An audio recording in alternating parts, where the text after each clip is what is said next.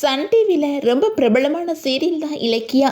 இந்த சீரியலில் அஞ்சலி அப்படிங்கிற கதாபாத்திரம் நடித்தவங்க தான் சுஷ்மா நாயர்.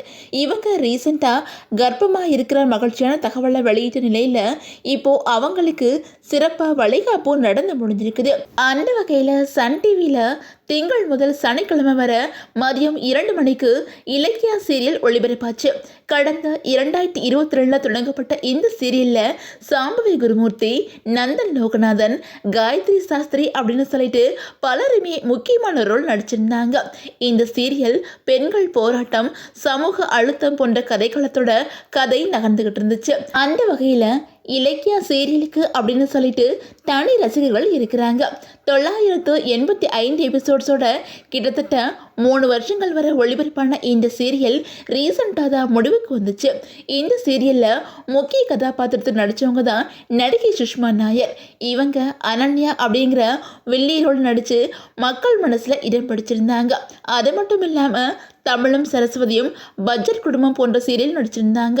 அது மட்டும் இல்லாமல் நடிகை சுஷ்மா நாயர் சொந்தமாக ஃபேஷன் டிசைனிங் தொழிலையும் நடத்தி வந்துக்கிட்டு இருக்காங்க. ரீசெண்டாக இவங்க கர்ப்பமாக இருக்கிற மகிழ்ச்சியான செய்தியை அறிவிச்சிருந்தாங்க. இதையடுத்து இப்போது இவங்களுக்கு 5ஆம் மாத வளைகாப்பு நிகழ்ச்சி ரொம்பவே சிறப்பாக நடந்து முடிஞ்சிருக்குது. அந்த ஃபோட்டோஸ் அண்ட் வீடியோஸை தன்னோட இன்ஸ்டாகிராம் பக்கத்தில் சுஷ்மா நாயர் ஷேர் பண்ணியிருக்காங்க. அது மட்டும் இல்லாமல் சுஷ்மா நாயர் கேப்ஷனில் என்ன சொல்லியிருக்காங்க அப்படின்னா, பிரார்த்தனைகள், புன்னகைகள் மற்றும் ஆசீர்வாதங்களால் என்னோட குழந்தை சுமக்கிறது என்னால் ஒருபோதும் மறக்க முடியாத ஒன்று. என்னை சுற்றி இருக்கிற எல்லாராலையும் மென்மையாக உணர்ந்தேன். தாய்மையோட ஒரு அன்பான அரவணைப்பை உணர்றேன். இந்த நாளில் எதுவும் தற்செயலாக நடக்கலை. எல்லாரும் ஒன்று சேர்ந்து இந்த நாளை அழகாக்கியிருக்காங்க அப்படின்னு சொல்லிட்டு எமோஷனலாக பதிவிட்டிருக்காங்க. இந்த வளைகாப்பில் நெருங்கின நண்பர்கள் மற்றும் குடும்பத்தினர் மட்டும்தான் கலந்திருக்காங்க.